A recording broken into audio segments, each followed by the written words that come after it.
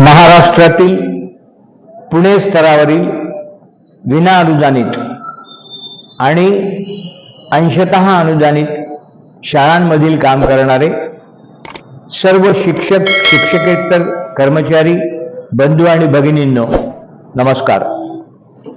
आझाद मैदानावर विराट असं प्रदर्शन आपलं झालं आणि त्यामुळेच सरकारला आपली मागणी मान्य करावी लागली। या सगळ्या गोष्टींचं श्रेय फक्त तुम्हाला आणि तुम्हालाच जातं। त्या आंदोलनात त्या रात्री मी देखील तुमच्यासोबत तेवढ्याच जिद्दीनं होतो। रात्री आझाद मैदानातच मी, दत्तात्रय सावंत आणि रोहितजी पवार तिथेच झोपलो होतो। दुसऱ्या दिवशी विधानमंडळात सातत्याने तुमच्यासाठी प्रयत्न करत होतो आणि मग मुख्यमंत्र्यांसोबत जी चर्चा झाली त्या चर्चेत मुख्यमंत्र्यांनी अगदी खिलाडू वृत्तीनं मी सगळं मान्य करतो असं सांगितलं। मुख्यमंत्र्यांना आम्ही म्हटलं होतं की आपल्याकडे यावर्षी 2000 कोटी जास्त आहे, त्यातून आम्हाला परवानगी द्या। मुख्यमंत्री हसले। ते म्हणले, अहो ते कागदावर आहे, आउटले दिलेले, आपल्याकडे प्रत्यक्षात जेवढे पैसे आहे त्यातून तुम्हाला आता तुमच्या खिशात जर पगार द्यायचा असेल तर त्याची गोळाबेरीज मला करावी लागेल, त्याच्यासाठी मला 1-2 ते 3 दिवस तुम्ही द्या। मग मी त्यांना एक प्रश्न उपस्थित केला की या गोष्टीला विधिमंडळाची मान्यता लागते, हे आपल्याला मान्य आहे का? ते म्हणले हो। मग म्हटलं तुम्ही 1 रुपया टाकून फक्त विधिमंडळाची मान्यता घ्या। त्यावर ते मला म्हणले की गरज नाही, आपण पुढल्या अधिवेशनात कार्योत्तर मान्यता घेऊ, यावेळेस मी तुम्हाला अनुदान उपलब्ध करून देतो। इतक्या खेळीमेळीची चर्चा झाल्यानंतर मग आम्ही ग्राउंडवर परतलो। गिरीश महाजन आले, त्यांनी घोषणा केली। त्यांनी घोषणा करताना सांगितलं की 18 तारखेला तुमच्या खात्यात पैसे जमा होतील। याचा अर्थ असा, ते 18 तारखेला तुमच्या खात्यात जमा होणार नाही, 18 पर्यंत शिक्षण विभागाला तुमच्या पगाराकरता पैसा वितरित केला जाईल। मग अनेक प्रश्न आहे की हा पगार कधी मिळेल, नेमका कधी होईल, परत तपासणी होईल का? आता परत तपासणी कुठलीही होणार नाही।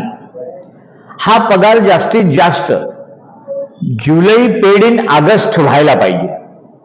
म्हणजे आता अनुदानाचे पत्र वितरित करणे, 24-25 ची संच मान्यता पाहणे, कारण 14 ऑक्टोबरच्या GR मध्ये स्पष्ट म्हटलं आहे की 24-25 ची संच मान्यता पाहून त्यावर जेवढी पदं आहे त्यांना अनुदान वितरित करण्यात येईल, वाढीव टप्पा देण्यात येईल।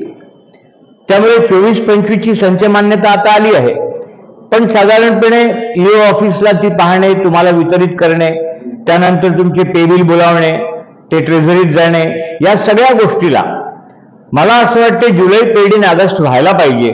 पण कुठे काही अडचण आली तर ऑगस्ट पेड इन सप्टेंबर 100% होईल।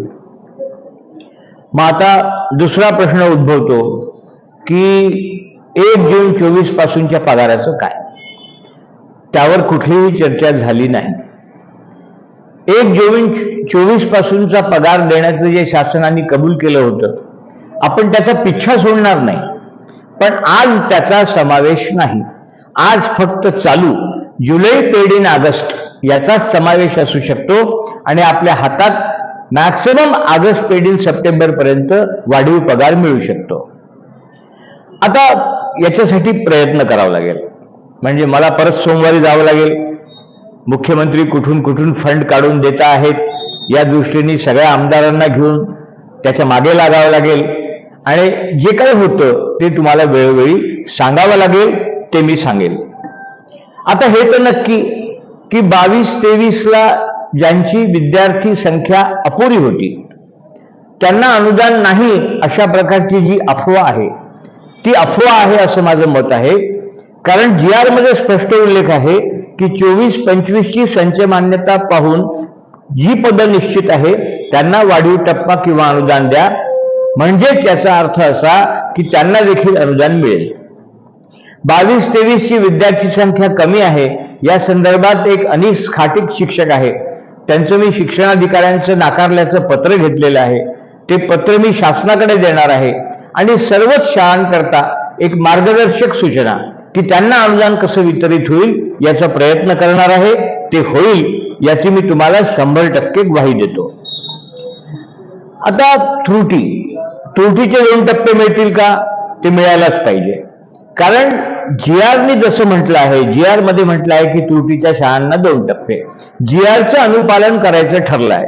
आता त्रुटीची वेगळी चर्चा मुख्यमंत्र्यांसमोर झाली नाही, परंतु त्रुटीचा टप्पा देखील आपल्याला मिळाला पाहिजे असं माझं मत आहे. यावर अजून काही स्पष्ट सूचना GRच्या व्यतिरिक्त असाव्यात असं मला वाटत नाही.